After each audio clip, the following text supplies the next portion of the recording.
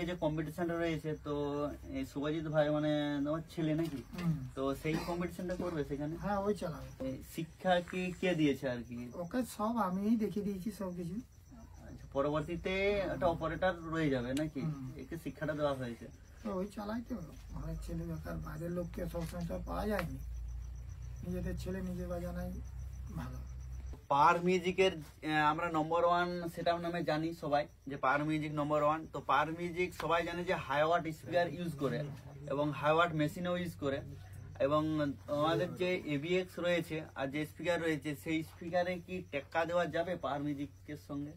আমাদের তো মেশিন হিসাবে স্পিকার লাগানো আছে, ও যেটা দিয়ে বাজাচ্ছে তার সেরকম ওয়াট আছে, কিন্তু এখনো যে মানে এই সকল যে সকল মেশিনে আমাদের ওয়াটগুলো চলে সেই হিসাবে কিন্তু পারফেক্ট কিন্তু ওদের আওয়াজটা কিন্তু আসবেনি, বাজবে ঠিকই, ওদের যদি একটু বেশটা সামনাসামনি হয়, কিন্তু মনে হয় যে একটু তফাৎ থাকলে কিন্তু আমাদের সাউন্ড কিন্তু অনেক ভালো থাকবে, বেটার হবে। মানে সেখানে পাওয়ারের কাছে একটা সেখানে একটা বিরাট রেজাল্ট দেখতে পাবো নাকি, মানে যেটা আজ অব্দি মানে কোনো ফিল্ডে দেখতে পাইনি। না, মানে ভালো হবে, মানে প্রিপারেশন সেভাবেই নেওয়া হচ্ছে, কারণ একটা বড় ফিল্ডের সামনাসামনি হচ্ছে।